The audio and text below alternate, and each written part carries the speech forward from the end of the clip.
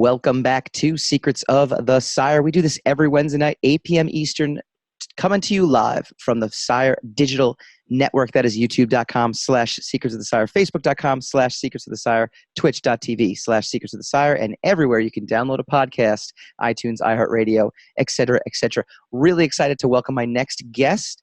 We have Sean Lewis from the hit Image Comics series Thumbs. Sean, how you doing, sir? I'm good. Thanks for having me tonight. Well, glad to have you. Obviously, we kind of talked off air. I've done some stuff at Image too, so I love talking to fellow creators, which is awesome. But Thumbs is doing way, way better than my Image book ever did. You guys sold out the first issue run? We did. We sold out the first and the second issue. Oh man, that's like way better than I did 10 years ago. I actually sold the most books I'd ever done at Image and still wasn't good enough. I was like, yay, we sold this. And Jim Valentino's like, yeah, no, you got to be up here. And we're like, oh. big yeah, it's always nerve-wracking. Waiting for those numbers to come in is always like a pretty terrifying couple of days. Oh, gosh, yeah. What kind of promotion, because I've seen you everywhere. It's kind of how we connected in general. You really do get out there. What promotion did you do for this book?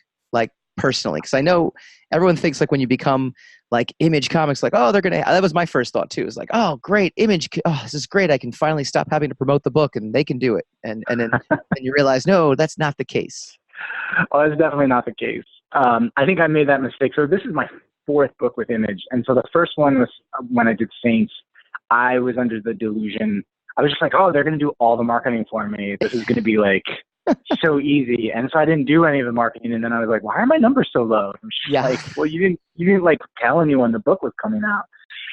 So with each book, part of it is like just having built a bit of an audience from the previous three books. Mm-hmm. So there was a nice base there.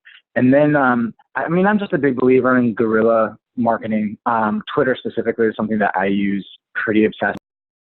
I started using Instagram. I'd never used it before. But basically what I did is I got a really cheap film setup, basically like a tripod with a halo light that I could put my phone in the middle of and a little blue screen. And so I just would make commercials for my book, months in advance and just kind of putting them up and using that to kind of connect people, like little trailers.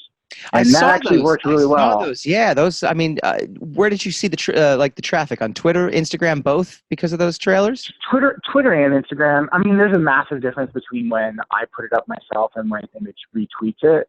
When Image retweets it, suddenly the views can hit up to 5,000 to 10,000 people. Wow.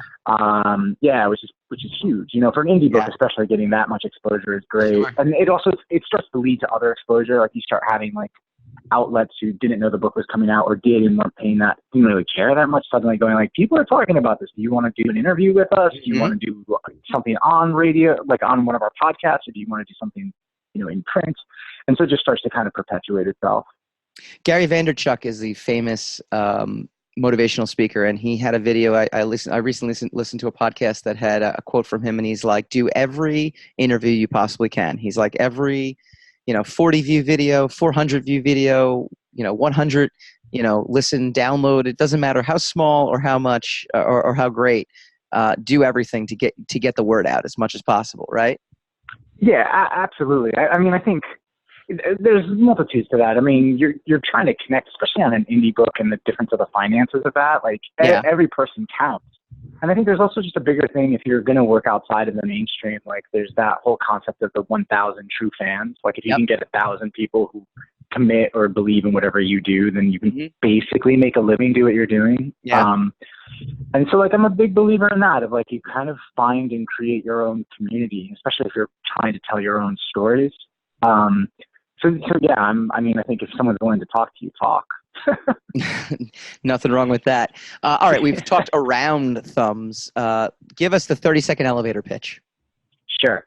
So basically, if you imagine a world where Mark Zuckerberg has been giving away free tech and to poor kids around the country, and that tech is actually starting to indoctrinate them into becoming his own little army, trying to overthrow the government. That is the that is the basic premise and setup of the world. And we follow this main character, Charlie, whose nickname is Thumbs, who is one of these kids who's indoctrinated, who after an injury wakes up to a really horrific world and is just desperate to save his sister from it. Yeah, it's great. Having read the first couple issues, a lot of video game culture references, a lot of anti-technology references, which is just ironic too, because even this morning I was reading, like Time magazine. I was reading like an actual magazine, getting my hair cut, and I was like, what a different reading something on paper about the news, right? And it doesn't mean the anomaly. Yeah, I know, right? And it reminded me of how, like, when you used to read stuff in magazines, it didn't, it informed you, it didn't inflame you. But I feel like everything on technology now is like about inflaming you. Well, there's a big thing about that. I mean, they do a lot of studies that there's a whole study around like the negative click, that the negative click generates like 5 to 10 times more interaction than anything positive. Yep. And so, when people's jobs, like reporters' jobs now are literally connected to the amount of clicks that they get on their page. Yep. If you know that that's at risk, then you're going to definitely lean towards, writing something that is confrontational, and that's going to make people frustrated and angry and read it for those reasons and engage with it for those reasons. I find that terrifying. so, that's not really a world. I mean, it's the world we are living in, but it's very scary to me. I think like sometimes I feel like technology is this weird Pandora's box that like we didn't really know what we were opening, and we're finding out a little bit more every year of like, oh, this is what this thing really does. Right. I'm a big believer that it will correct itself. Like the market always corrects itself. History always corrects itself. But the casualties along the way is what I'm concerned about. I'm concerned about what it is. I mean, I was having a discussion with my dad about this, and we were talking about, can you trust the media? And I didn't mean that from a political standpoint. I just meant it from exactly the point you just talked about. Can you trust someone who is desperate to get your attention versus their desire is to inform you, Right. And is the process or the purpose anymore to actually inform the populace as opposed to direct them? And that's also kind of scary. Like, it weirdly feels, everything feels weirdly manipulative right now. At least to me. Like, I feel like I see Twitter posts or, CNN or Fox articles, and I'm just like, this doesn't feel like it's trying to actually teach me or inform me on anything I should know about. This is just trying to tell me what I'm supposed to think. That's the model for our entire show. That's actually, no, I'm just Great. You must buy all my stuff. No. Hayden Sherman is your partner on this. The artwork is stunning in Thumbs. Yeah, he's great. I just absolutely love it. How did you end up getting together with Hayden and just describe that relationship you guys have? Sure. I found him on a Facebook page maybe 4 years ago. We did a book previously called The Few. Hayden was still in undergrad at the Rhode Island School of Design, and Boom Studios used to, I guess they still have it. They had a Facebook page that I think instead of getting overwhelmed at their offices with art submissions, they were just like, just on this page, just drop your art. And so, and so like I don't know if you went through this when you were at Image, but like when my first book ended, I turned to Eric Stevenson, who's editor-in-chief, and I was like, I've got an idea for another book. I think it's going to be great. So like, what's the artist you want to set me up with? And he was like, we don't do that. Like, you got to find an artist. Oh yeah. That much I knew. That much I knew. Yeah. I did not know that. I was just like, wait, I have to find another artist. And he was like, yeah. And I used some online sites, and I was having so much trouble, and I found that Boom page. And I went through it, and I found the next two artists that I worked with, Hayden being one of them. Like, I saw his art, and immediately it was just like, I've never seen anything like this. Like, his style is so definitive. Yeah. And I had this idea for this book, The Few, and I wanted it to be really stark. And immediately I was like, he's the right artist, and if he's not, I'm going to tailor it to him. Yeah. So we did that. We had a great experience working on that. It was probably the first big book for both of us. And then as soon as it ended, we started working on Thumbs. It just took, it took a long time to do the books.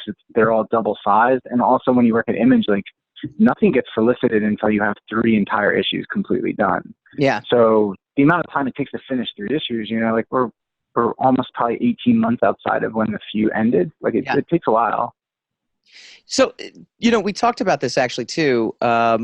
How did you break in initially? I mean, talk about the Saints experience. Like, how did you end up getting a book at Image? Because a lot of people were like, "Wow, I would," it's funny the amount of indie creators I run into who are like, "I'm just going to send this to Image," and I'm just like, "Yeah, I send things to Image. They don't even talk to me." Like, Right. and I did stuff there. It's like, so how do you break that mold? Well, I'm going to be the person that pisses you and other people off because I have before. Because what I did is I did just send it to Image. That's awesome. y- Steve Orlando, I met him right when I was doing my first book. He's become a good friend and good mentor in the business. And we were doing a signing, and he asked me the same thing. And I was just like, yeah, I did a cold mailing directly to Eric. And he was like, don't tell anyone that story. He's like, do not tell anyone that story. And I was just like, why? And he was just like, because it's going to let people think that that's how that normally happens. And he's like, I've never heard of that happening for anyone. I mean, I will say there were some differences. I mean, when I sent the pitch to Eric, I had already done a story on This American Life for NPR. I'd already won a couple of awards as a playwright. Like, there was a trajectory of work behind me that I think made him even just look at it. Right. Because I think, I mean, and I will say this. I think at the time, for some reason, his email was on the Image website. It is no longer on the Image website. No. So I think I was at the last window of like, oh, the editor-in-chief. That must be who. I was very naive, was part of it. Like, I love comics, but I didn't understand the business of it at all. Like, I had fantasized about writing comics for years. I just didn't know how you even got a chance. So basically, I met an artist working on a theater project, and we did this book, Saints, at first for fun, and then we found ourselves with a full issue, and I was like, why not send it to some people? Like, maybe they'll publish it. And I did a bunch of cold emails to like Dark Horse and Image and IDW, and like no one really responded to me except for Eric. And it was way later. He responded to me probably like 3 months after I sent it to him. But then things moved fast. He was just like, "Do you want to do the book here?" And it just kind of changed everything. Like it's been a really great relationship there. When you sent him the book, though, and you said you didn't have an artist attached? I did have an artist. We had done a whole issue. Okay. So you did have that. So for the first one, so that was good. But then going forward, it was like then you had to realize. Yeah. Well, I mean, I kind of understood that, like, to break into the business, you probably need a full book because as a writer, it's got to be really weird to just turn in a script without seeing how it plays on a page. Sure. So like, and me and Ben Mackey had created this thing together while we were working on this play. But what I just misunderstood is I was like, oh, I'm in now. Like, I'm sure like they must have like a stable of artists, and now they just kind of pair you together. And I was also underestimating, like, that first book did not sell whatsoever. So like, I was also naive enough to not realize like they probably shouldn't do another book with me. Like just financially, it would probably be a really bad idea to do a second comic with me. For whatever reason, they did. And then that book did really well, and then the book after it did well. So and then that kind of led to films because the first one did not. I mean, it got a lot of critical response, but we didn't sell like anything. Welcome to my world. So unfortunately, it's a lot of people's world. There's a lot of great books that are underrepresented. Off air, I'll tell you a great trick I learned after my last series came out through Zenescope that I wish I would have done. I'll tell you, it's a fantastic thing that I was like, somebody told me about it, and I'm like, man, I wish I would have done that. That's right, viewers and listeners, you don't get to hear my hot take on what to do. No, actually, it's hiring a telemarketing company on Fiverr to call retailers. Somebody said that to me. That's interesting. Because what you do is you just do it as a teaser, 5 minutes in, and that's it. Just, so that they come in, they read off a script, and if they want, if the retailer wants to learn more, they can take a note and say the creator will call you directly. Because I actually, my best-selling book, well, I wouldn't say it's my best-selling book, but the original, The Sire, when I first did it, I self-published it. And I did a fantastic number for a first issue for an indie book from a no-name company. And I sold like 2,000 copies, which was like fantastic. But that was when I was like 26 and I had all the time in the world and could call every single retailer up. Right. And then subsequently, every book I did since, I'm like, I don't have time. I don't know where I had the time when I was 26, but apparently that's just what you do when you're in your 20s. You have all the time in the world. I don't have the time to do it. And someone said to me, they're like, yeah, I hired somebody off of Fiverr. You should just do that. And I'm like, damn. You told me Yeah, this. no, that's smart. That's definitely smart. You'll use it. You'll credit me. It's good. It's good. All right, real quick, before we go, you mentioned you're a award-winning playwright. Talk to us about the plays you do. I love the fact that you're multi-talented and it's not just comics. Give us a world view of Sean Lewis.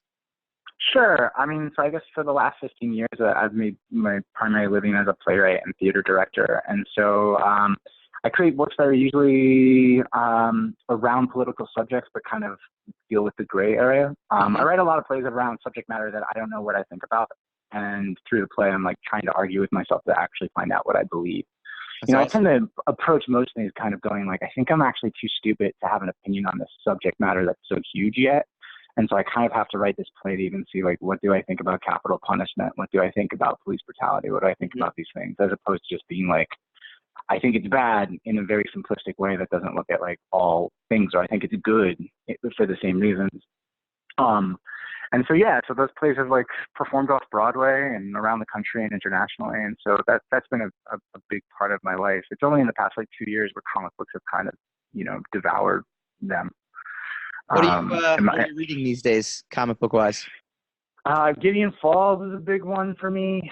I have just started reading Dark Arc, which I'm really enjoying a lot. If there's something that has to do with Catholicism, I'll probably get suckered into it pretty quickly. Just from my background.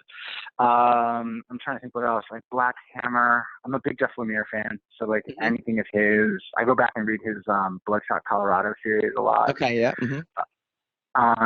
And then I'm also always looking for suggestions from people of what they're kind of like obsessed with. I also read that Dark Horse had a graphic novel on the Green River Killer recently, and it was amazing. It was fantastic. Wow. Very, very cool.